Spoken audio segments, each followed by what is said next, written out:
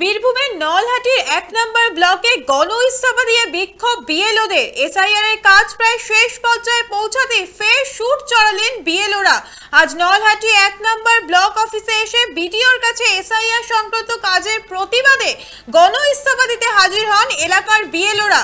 তাদের অভিযোগ, এই সমস্যার কথা একাধিকবার উচ্চপদস্থ আধিকারিকদের জানানো হলেও কোনো কার্যকর সমাধান মেলেনি। উল্টে দিনের পর দিন নতুন নতুন কাজের সিস্টেম চাপিয়ে দেওয়া হচ্ছে বলে অভিযোগ করছেন বিএলওরা। ফলে বাধ্য হয়ে এদিন নলহাটি 1 নম্বর ব্লক অফিসের সামনে বিক্ষোভ দেখান তারা এবং গণ ইস্তফার লিখিত পত্র বিডিওর হাতে তুলে দেন বলেই সূত্রের খবর। এসআইআর শুনানি এখনো চলছে, তার মধ্যেই রাজ্যের নানা জায়গায় ইতিমধ্যেই শুরু হয়েছে বিএলওদের বিক্ষোভ। বিএলওদের এই গণ ইস্তফার ঘটনাটাকে ঘিরে কার্যত শুরু হয়েছে রাজনৈতিক তরজা।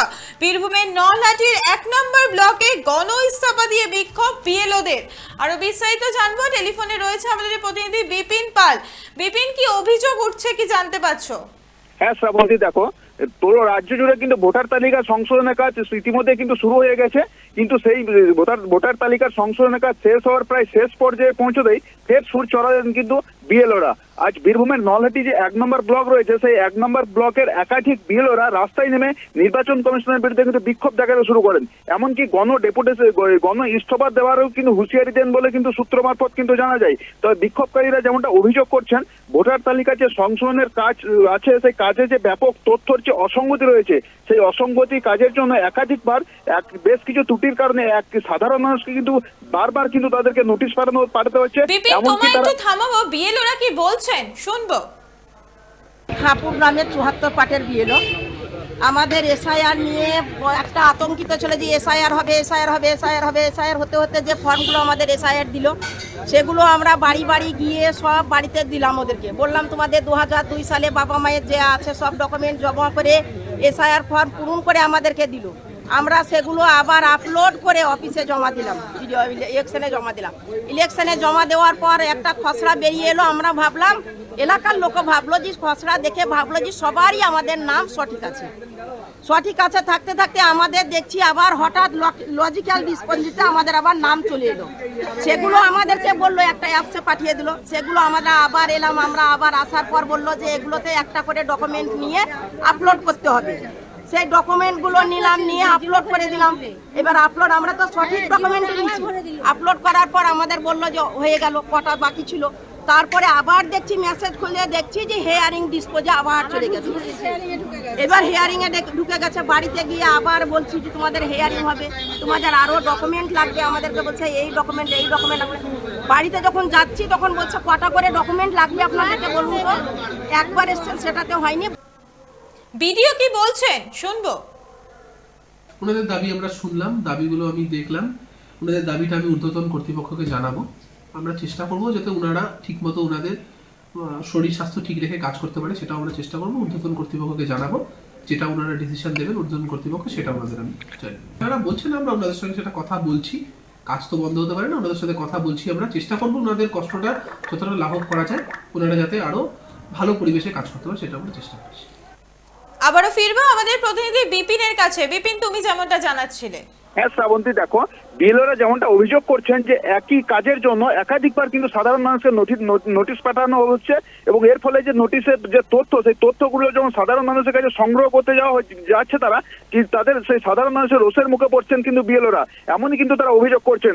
এমনকি অনেক ক্ষেত্রে হুমকি ও নিরাপত্তার আশঙ্কায় ভুগছেন বলেও তারা কিন্তু দাবি করেন। এমনকি মানসিক ও শারীরিকভাবেও তারা আক্রান্ত হচ্ছেন বলে তারা কিন্তু আজ সংবাদ মাধ্যমে মুখোমুখি হয়ে এমনটাই জানান এবং তারা বিক্ষোভ দেখাতে শুরু করেন। তবে আজ বেলা আনুমানিক 1টা নাগাদ নলহাটি যে 1 নম্বর ব্লক অফিস রয়েছে, তার সামনেই রাস্তার মধ্যে তারা ইস্তফা পত্র দেওয়ার জন্য হাজির হন এবং সেই রাস্তার মধ্যে তারা কিন্তু বিক্ষোভ দেখাতে শুরু করেন। তবে তারা আরো যেমনটা অভিযোগ করেন, এই যে সমস্যা রয়েছে, সেই সমস্যার কথা একাধিকবার ঊর্ধ্বতন কর্তৃপক্ষ কিন্তু জানানোর পরেও কোনো রকম কিন্তু সুরাহা মেলেনি বলে কিন্তু তারা অভিযোগ করছেন। তবে উল্টো দিকে যে চাপের যে নতুন কাজের জন্য যে সিস্টেম চাপিয়ে দেওয়া হয়েছে তাদের উপর, তার ফলে তারা যে একাধিকবার যে কাজ করার পরেও তাদের যে প্রেসার দিয়ে কাজ করা হয়েছে, তা নিয়ে কিন্তু তারা আজ ক্ষোভ প্রকাশ করেন।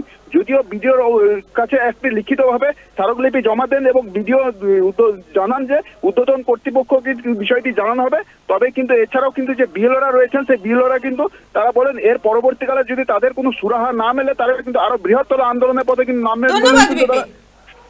এসআইআর কাজ প্রায় শেষ পর্যায়ে পৌঁছাতে ফের সুর চড়ালেন বিএলওরা।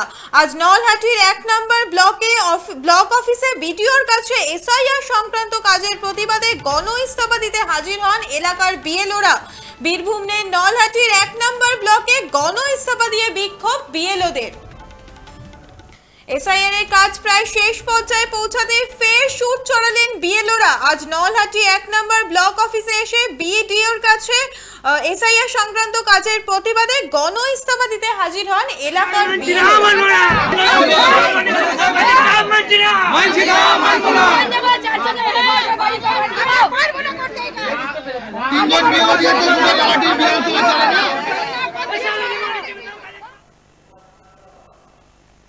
আপনারা দেখছেন বর্তমান সময় .com। তর্কে নয় যুক্তিতে আমরাই শুধু খবরে। দেখতে থাকুন বর্তমান সময় .com। আপনারা দেখছেন বর্তমান সময় .com।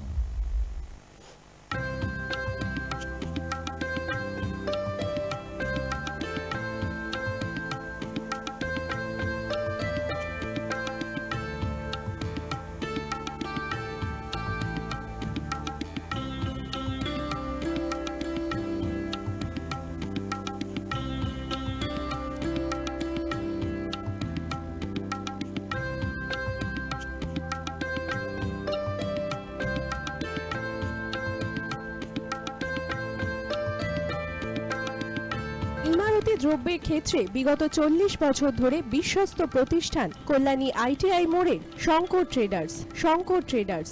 কল্যাণী আইটিআই মোড়ের শঙ্কর ট্রেডার্স।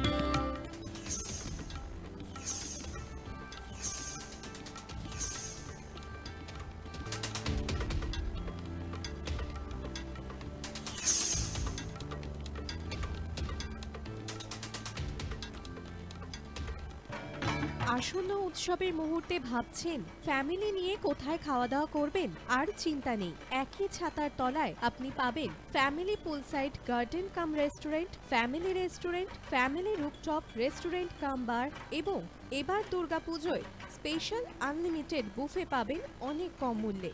তার জন্য অবশ্যই আসতে হবে U2 হোটেল। ঠিকানা কাঁচরাপাড়া, হালিশহর, চাদুয়া। ফোন নম্বর 9051436312 অথবা 9874959586।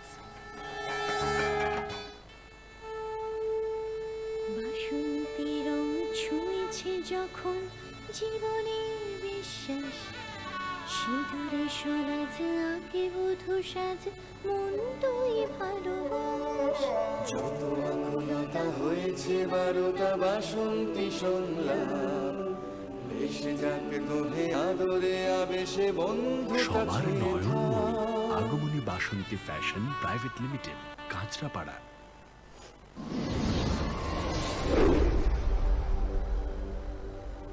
You are watching বর্তমান সময় .com।